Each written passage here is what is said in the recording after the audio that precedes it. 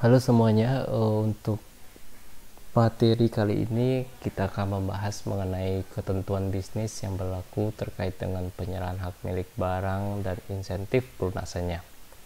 Nah, transaksi ini akan sering dilihat pada perusahaan dagang nantinya, ya. Pokoknya perpindahan barang akan sering ada transaksi ini.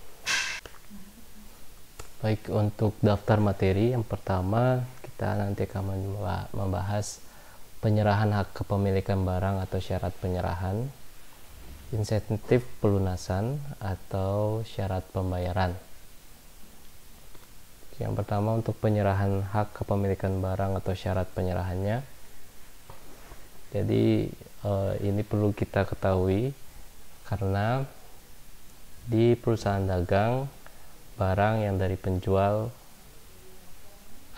dan beralih ke pembeli itu umumnya ada kesepakatan dulu sebelumnya, seperti misalnya siapa yang menanggung biaya pengangkutannya. Misalnya barang tersebut memang harus memerlukan jasa pengiriman, di mana si penjual dan pembeli jaraknya jauh dan barang yang dibeli cukup banyak sehingga pembeli tidak bisa membawanya. Nah, itu disepakati siapa yang menanggung biaya pengangkutannya. Dan juga ada syarat lainnya, syarat penyerahan yang sudah disepakati antara penjual dan dengan pembeli. Nah, yang biasanya yang ada di perusahaan dagang, yang pertama syaratnya ada franko gudang pembeli. Nah, untuk franko gudang pembeli ini barang akan menjadi haknya pembeli, otomatis nanti tanggung jawabnya juga akan beralih ke pembeli ketika barang tersebut sudah sampai di pembeli, ya di gudangnya pembeli. Ya, jadi barang yang sudah dibeli sampai di gudangnya si pembeli, maka barang tersebut sudah menjadi hak dari si pembeli. Nah, risikonya ini ada pada si penjual. Ketika barang tersebut ada masalah, jatuh, basah, pecah dan lain sebagainya, belum sampai di gudang pembeli, maka yang menanggung itu adalah si penjual. Oke, yang kedua, franko gudang penjual. Nah, ini sebaliknya. Jadi barang sudah menjadi haknya si pembeli ketika keluar dari gudang penjual. Nah, ini biasanya kalau menggunakan kesepakatan seperti ini, pembeli tidak mau dia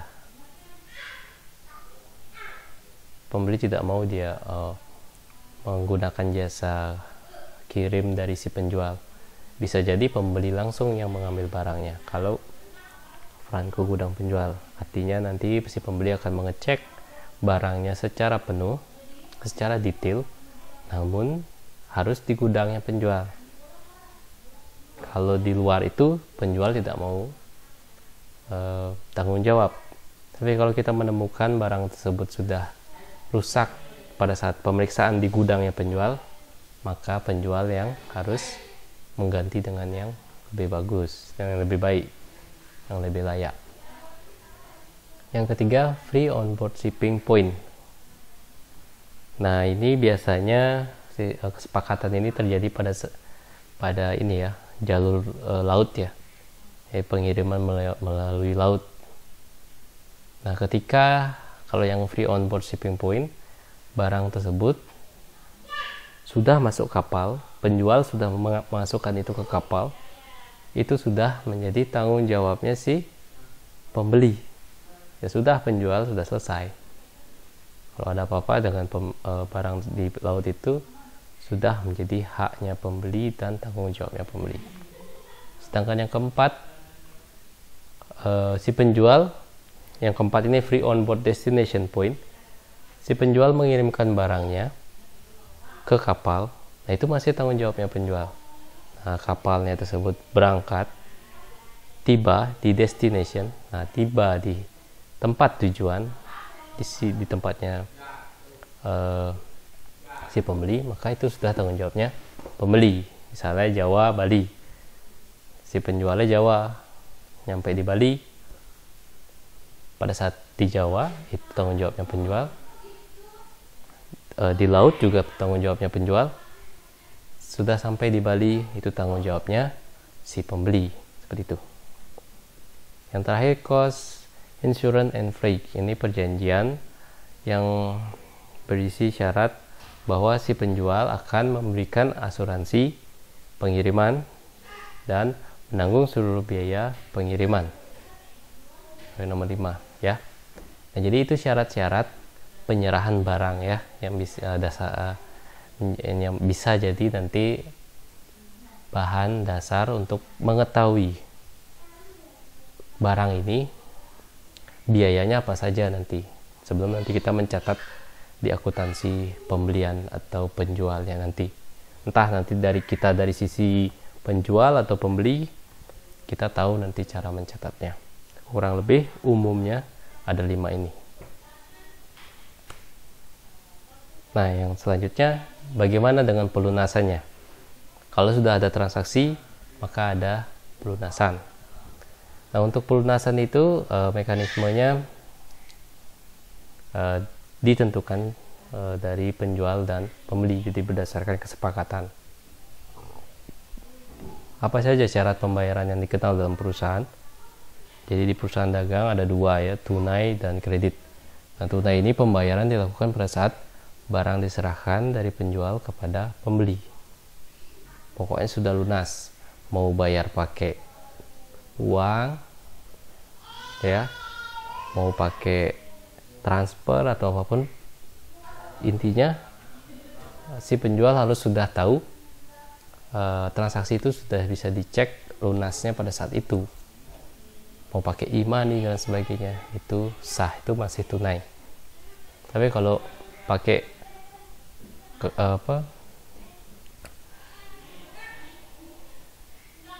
cek, misalnya cek itu kan harus dicairkan, harus perlu proses lebih dari 1 hari. Nah, itu belum bisa dilakukan penjualan tunai. Nah, kredit. Nah, untuk kredit pembayaran dilakukan setelah beberapa kali atau diangsur. Nah, beli sekarang, bayarnya bulan depan atau tahun depan dengan pembayaran 10 kali dan lain sebagainya. Ini tergantung kesepakatan lagi. Nah, umumnya kesepakatan atau syarat pemberian kredit itu seperti ini biasanya. Syarat N/30. Syarat N/30. Nah, syarat N/30 ini menandakan jatuh temponya 30 hari dari tanggal itu. Nah, contohnya misalnya tanggal pembelian adalah tanggal 1 Januari 2021. Nah, maka jatuh temponya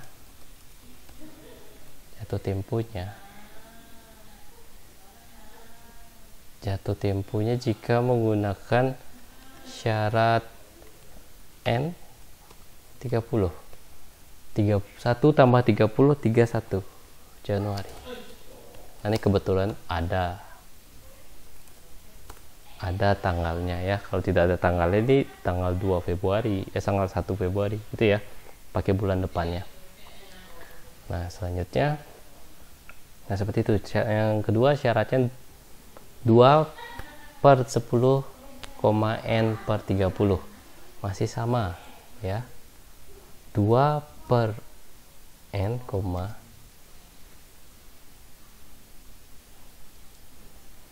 2/10, N/30. Kita pakai tanggalnya sama, jatuh tempo sama ya, karena ini N30. Nanti dalam prakteknya N30 ini bisa diganti ya, jadi N45, N60 dan seterusnya. Nah, tapi yang ini ada ini tanggal diskon. Batas tanggal diskonnya adalah 10 hari dari tanggal, berarti tanggal 11.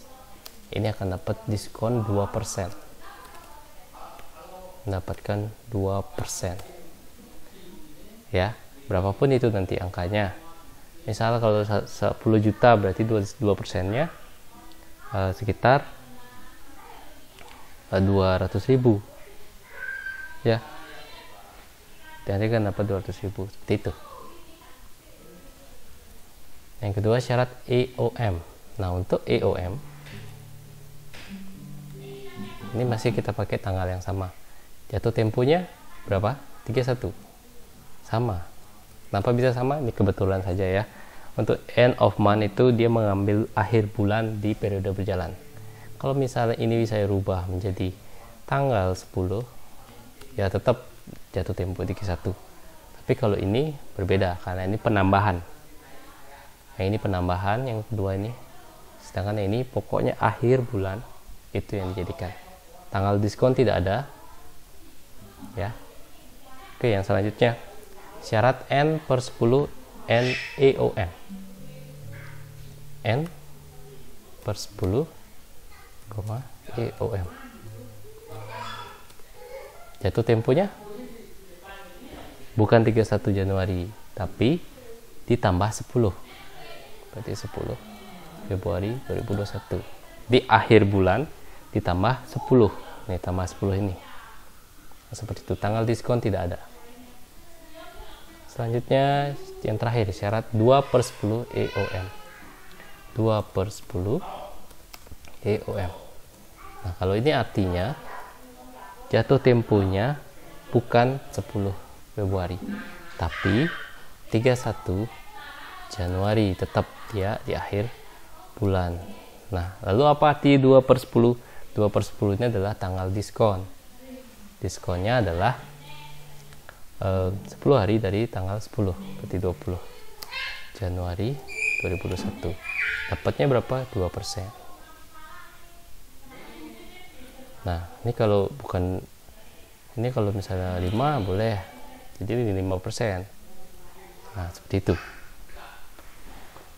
Nah, seperti itu kurang lebih ya yang nanti akan sering ada di transaksi jika menggunakan kredit. Ya, pembayarannya kredit akan diberlakukanlah syarat seperti ini. Syarat-syarat seperti ini nanti akan kita gunakan. Ya, kita harus tahu dulu supaya nanti dalam mencatat pembukuannya agar tepat nanti. Ya, dapat diskon atau tidak, ya jatuh tempo kapan dan lain sebagainya. Nah, sekian untuk materi kali ini. Untuk materi selanjutnya akan disampaikan di video selanjutnya. Terima kasih.